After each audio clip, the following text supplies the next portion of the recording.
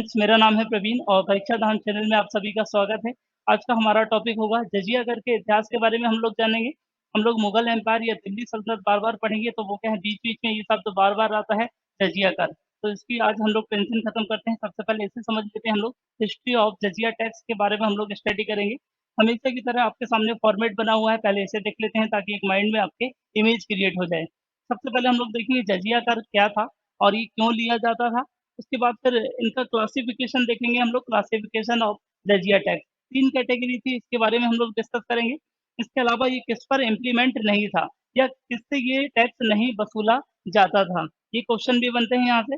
इसके अलावा जजिया कर से संबंधित हम शासक देखेंगे, किसने हटाया, किसने लगाया, भारत में पहली बार कौन लाया और किसने भारत में पहली बार हटाया, इसके अलावा पूर्ण रूप से किसने समाप्त कर दिया था। ये सारे क्वेश्चन हम लोग क्या है डिस्कस करेंगे और इसके अलावा फिर हम लोग मैथ में भी कुछ चीज़ें देख लेंगे।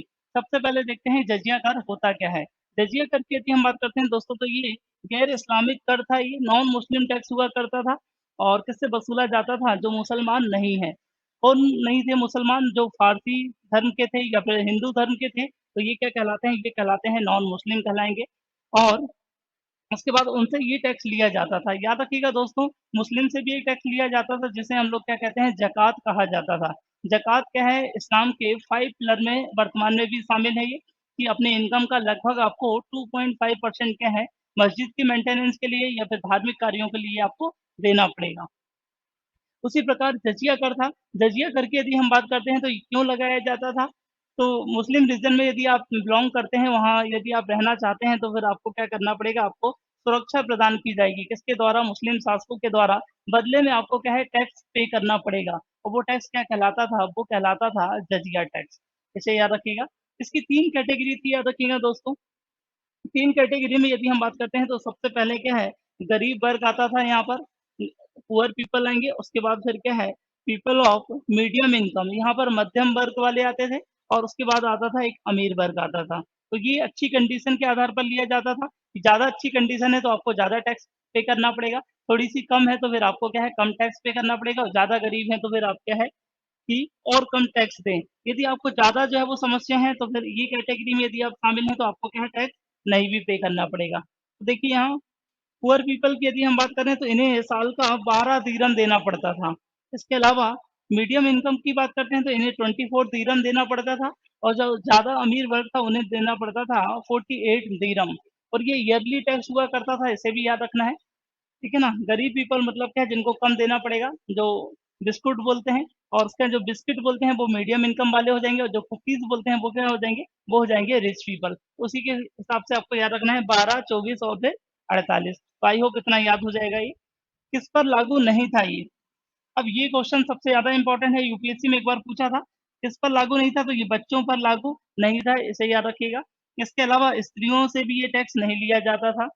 दिव्यांग मतलब क्या है? कोई अंधा है, हैंडीकैप्ड है ना? तो उनसे भी ये टैक्स नहीं लिया जाएगा। लंगड़ा है, अंधा है, कोई भी ऑल टाइप्स ऑफ हैंडीकैप्ड या दिव्यांग जिसे हम लोग वर्तमान में कहते हैं, तो इनसे ये टैक्स नहीं वसूला जाता था। इसके अलावा सैनिक की यदि हम बात करते हैं, तो सैनिकों से भी क्या है जजिया कर नहीं वसूला जाता था, इसे भी याद रखिएगा। इसके अलावा ब्राह्मण या पुजारी पर भी ये टैक्स नहीं लगाया जाता था और फिर थे सन्यासी या संत या मोंक जो रहते हैं, इनसे भी ये टैक्स क्या है नहीं लिया जाता था, इसे याद रखिएगा। इसके अलावा ऐसे लोगों से भी टैक्स नहीं लिया जाता था जिनकी आजीविका जो है वो प्रॉपर तरीके से नहीं चलती है, जो कमाने में क्या है असमर्थ होते थे। इसके अलावा जजिया कर से संबंधित हम लोग शासक देखेंगे दोस्तों। सबसे पहले लिखा हुआ है 10 शासक मैंने यहाँ पुट किए हैं। सारे के सारे आपके कन्फ्यूज़न दूर हो जाएँगे और इतना ही आपको पढ़ना है तो जजिया कर से आपके क्वेश्चन नहीं छूटेंगे। मोहम्मद बिन कासिम की यदि हम बात करते हैं तो ये भारत में आया था अरब आक्रमण के समय। आपको पता है इन्वेजन ऑफ अरब हुआ था हमारे यहाँ पर 711 712 में, तभी मोहम्मद बिन कासिम आया था ये और इसने किस रीजन में लागू किया था ये? तो सिंध प्रांत में लागू किया था ये। सिंध प्रांत की यदि हम बात करते हैं तो ये रीजन है ये। सिंध में लागू किया था, मुल्तान पड़ता है तो मुल्तान में लागू किया था। इस तरीके से पूछा जाता है कि जजिया कर की शुरुआत करने वाला शासक कौन है? तो वो है मोहम्मद बिन कासिम। पहला क्वेश्चन हुआ, कहाँ लगाया था? तो सिंध में लगाया था। इसके अलावा जहाँ लगाया है तो मैं उसको राइट का चिन्ह लगा दूँगा, जहाँ हटाया है तो मैं उसको क्रॉस कर दूँगा। तो फिर आप इज़िली देख सकते हैं, लास्ट में आप स्क्रीनशॉट ले लीजिएगा। मोहम्मद बिन कासिम की यदि हम बात करते हैं तो इसने सिंध प्रांत में लगाया था भारत में पहली बार। इसके अलावा कुतुबुद्दीन ऐबक की यदि हम बात करते हैं तो आपको पता है कुतुबुद्दीन ऐबक मोहम्मद घोरी का गुलाम था और जब मोहम्मद घोरी भारत छोड़कर चला जाता है तो फिर दिल्ली में गुलाम वंश की स्थापना होती है, स्लेव डायनेस्टी की स्थापना होती है दिल्ली रीजन में। और इसका फाउंडर कौन होता है? कुतुबुद्दीन ऐबक होता है। तो दिल्ली सल्तनत में पहली बार कौन लगाया है? तो याद रखिएगा कुतुबुद्दीन ऐबक। दिल्ली सल्तनत में पहली बार तो ये किसने लगाया है? कुतुबुद्दीन ऐबक ने लगाया है, इसे याद रखिएगा। इसके बाद जितने भी शासक हुए हैं, सुल्तान हुए हैं दिल्ली सल्तनत में, सारे लोगों ने ही क्या है जजिया कर को वसूला है। लेकिन एक चेंज कहाँ आता है? तो वो आता है आपकी फिरोज शाह तुगलक के समय, तो वो भी हम लोग देखेंगे अभी। इसके अलावा उसके पहले यदि हम बात करते हैं तो सिकंदर शाह कहाँ के शासक थे ये? कश्मीर रीजन के शासक थे ये। तो कश्मीर में इन्होंने लगाया था, याद रखिएगा। कश्मीर में पहली बार, 2 बार वीडियो देखेंगे तो समझ में आ जाएगा। कश्मीर में पहली बार किसने लगाया है? तो याद रखिएगा दोस्तों सिकंदर शाह इन्होंने लगाया था कश्मीर में। इसके अलावा इन्होंने ये एकमात्र ऐसे भी शासक हैं जिन्होंने ज़कात, याद रखिएगा, हिंदुओं में भी पहली बार लगाया था। किस रीजन में? कश्मीर रीजन में। तो इन्होंने ज़कात भी लगाया और जजिया भी लगाया, जबकि ज़कात केवल किससे लिया जाता था? तो ज़कात केवल लिया जाता था मुस्लिम से, लेकिन इन्होंने दोनों टैक्स एक साथ इम्पोज़ किए थे। किस रीजन में? कश्मीर रीजन में। इसके अलावा हम लोग आ जाते हैं, कुतुबुद्दीन ऐबक हो गया था, सिकंदर शाह ने कहाँ लगाया? तो ये कश्मीर रीजन में लगाया था, इसे याद रखिएगा। जैनुल आबदीन की यदि हम बात करते हैं दोस्तों, तो इन्होंने कहाँ लगाया था? इन्होंने लगाया था कश्मीर रीजन में। ये थे इनके फादर सिकंदर शाह, और इन्हीं के फिर जो लड़के रहेंगे जैनुल आबदीन, तो ये क्या है, ये हटा देते हैं टैक्स। तो हटाने वाले शासक कौन है? तो याद रखिएगा जैनुल आबदीन। तो इन्होंने पहली बार हटाया था, लेकिन किस रीजन से हटाया था? केवल कश्मीर रीजन से हटाया था, ये भी याद रखिएगा। उसके बाद आ जाते हैं अहमद शाह। अहमद शाह कहाँ के शासक थे? गुजरात के शासक थे। तो गुजरात में पहली बार किसने लगाया है? तो याद रखिएगा अहमद शाह ने लगाया है गुजरात में पहली बार।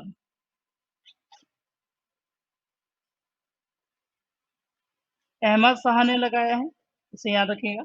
इसके अलावा फिर किस रीजन में लगाया? केवल इन्होंने गुजरात रीजन में लगाया था।